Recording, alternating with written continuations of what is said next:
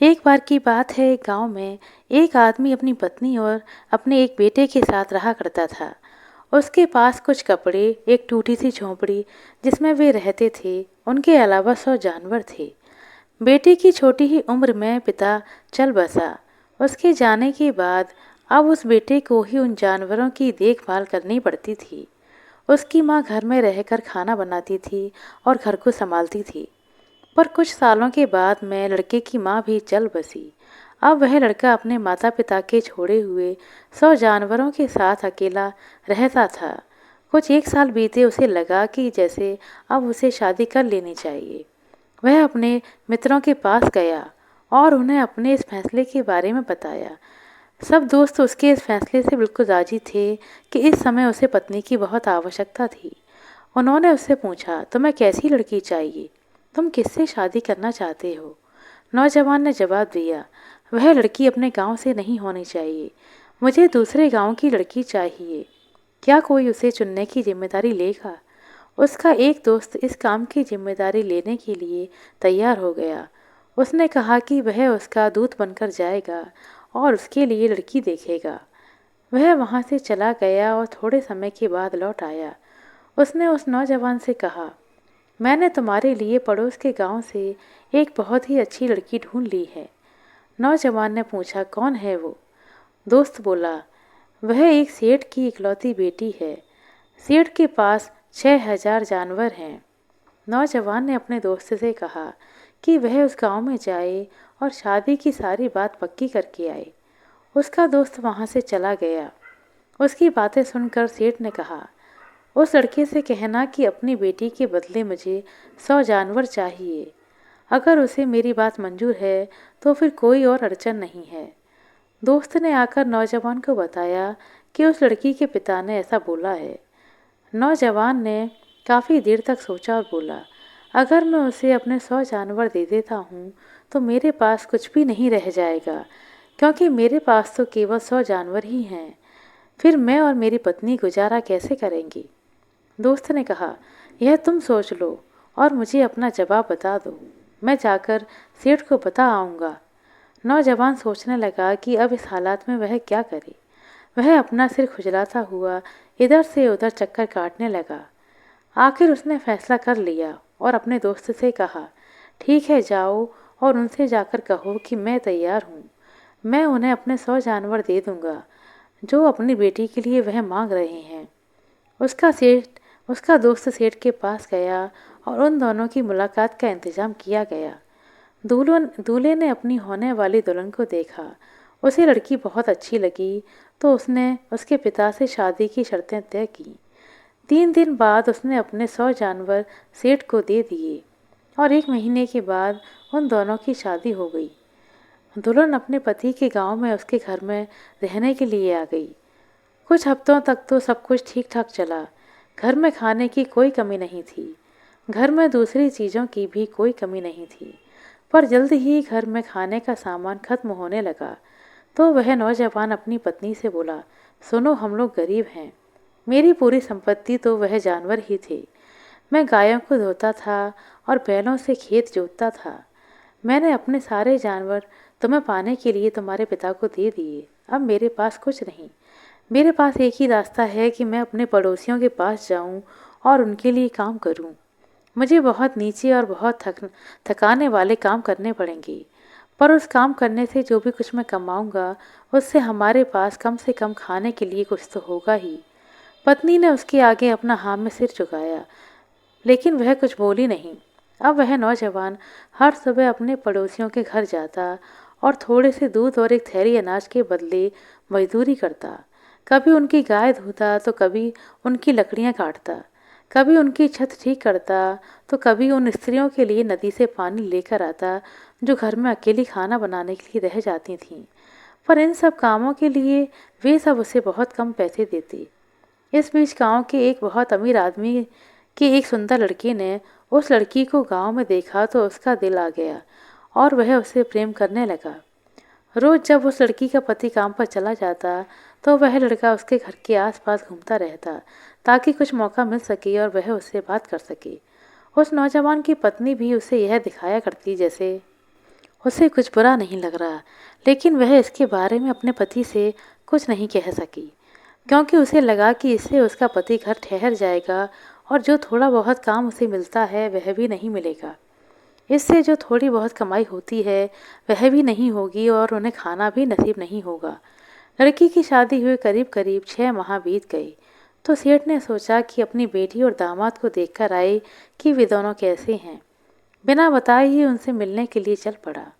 जब वह अपने दामाद के घर पहुंचा तो उसने उसके घर का दरवाज़ा खटखटाया। उसकी बेटी दरवाज़ा खोलकर बाहर आई। उसने अपने पिता को अंदर बुलाया और आराम से बिठाया और उन्हें खाने के लिए ताज़े फल दिए। उसका पिता बोला, कैसी हो मेरी बेटी, क्या तुम अपने पति के साथ खुश हो? उसने हिचकिचाते हुए कहा, जी पिताजी। पर वह अपना दुख छिपाने पर भी नहीं छिपा सकी, तो वह अपने पिता के लिए चाय बनाने पानी लाने का बहाना करके वहाँ से चली गई। वह अपने कमरे में गई और जाकर फूट फूट कर रोने लगी। अब मैं क्या करूं? घर में खाने के लिए कुछ भी नहीं है, पर मुझे कम से कम अपने पिता को खाना तो खिलाना ही पड़ेगा। वह इसका कोई हल सोच ही रही थी कि उसने उस लड़के को देखा जो काफ़ी दिनों से खिड़की से उससे बात करने की कोशिश कर रहा था, उसके घर के चक्कर काट रहा था। उसने कुछ सोचा और अपने आंसू पोंछ लिए।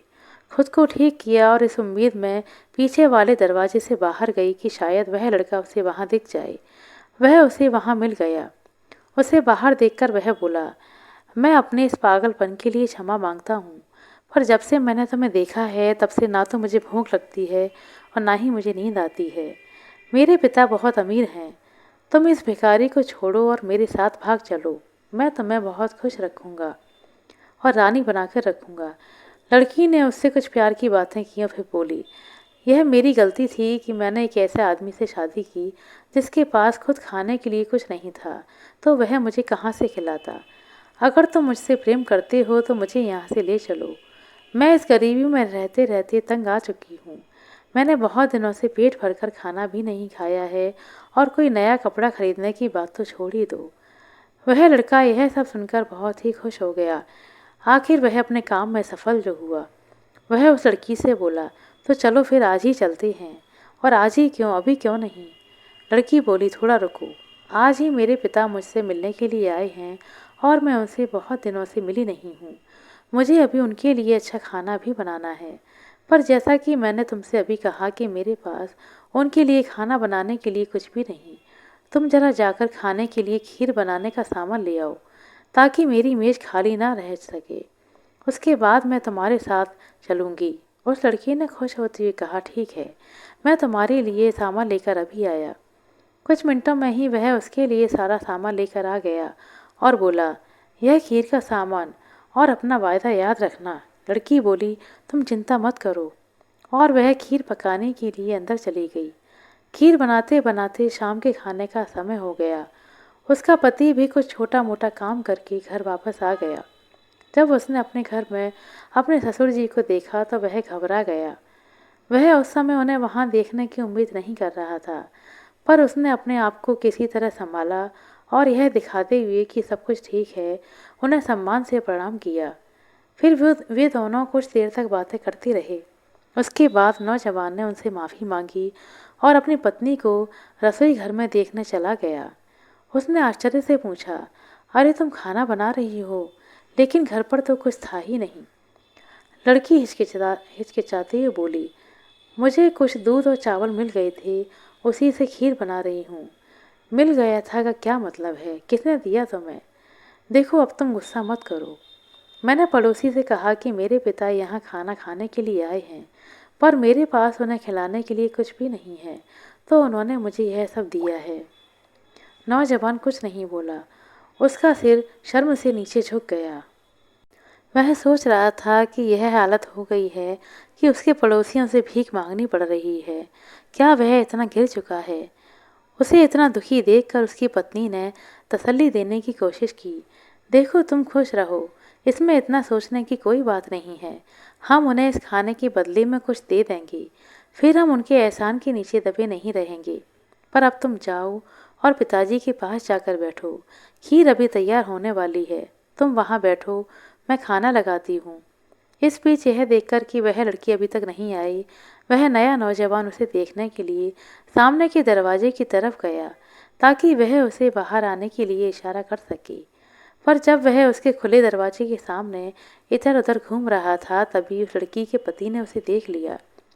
उसने उसे पहचान लिया कि वह तो उनके एक पड़ोसी का बेटा था जो कभी कभी उसे काम दिया करता था।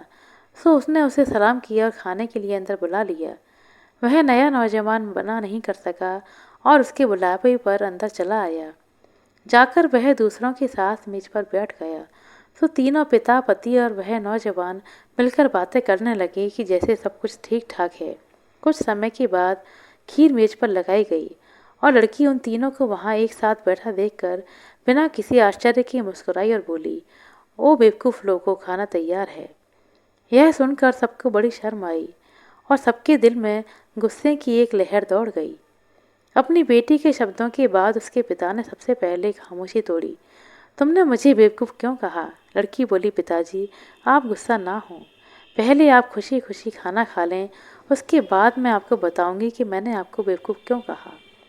पर उसका पिता बोला, नहीं, पहले मैं तुमसे सुनना चाहता हूँ कि मैं बेवकूफ़ क्यों हूँ, तभी मैं खाना खा पाऊँगा। अभी तो तुम्हारी बातें सुनकर मेरी भूख ही खत्म हो गई। इस पर उसकी बेटी निडर होकर बोली, पिताजी आप बेवकूफ़ इसलिए हैं कि आपने इतनी कीमती चीज़ एक बहुत ही छोटी चीज़ के लिए दे दी। उसका पिता बोला, मैंने? और वह कीमती चीज़ क्या है जो मैंने बहुत छोटी सी चीज़ के लिए दे दी? आपको पता नहीं कि आपकी कीमती चीज़ क्या है। मैं अपने बारे में आपसे बातें कर रही हूँ। पिता बोला, तुम मेरे लिए बहुत कीमती हो, यह सच है, पर अगर तुम इसे ज़रा और साफ साफ करके बताओगी तो मैं समझ पाऊंगा कि तुम्हारी बात का क्या मतलब है। बेटी बोली, यह तो साफ है पिताजी, आप जानते हैं कि आपके मेरे अलावा और कोई दूसरा संतान नहीं है, फिर भी आपने मुझे केवल 100 जानवरों के बदले में दे दिया, हालांकि आपके पास 6000 से ज़्यादा जानवर थे। शायद वे 100 जानवर आपके लिए मुझसे ज़्यादा कीमती थे।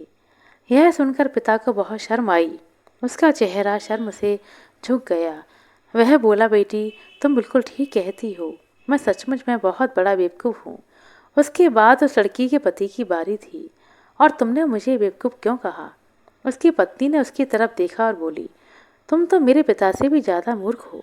तुम्हें तुम्हारे माता पिता से केवल कुछ जानवर विरासत में मिले थे। तुमने वे सारे जानवर केवल मुझे पाने के लिए मेरे पिता को दे दिए।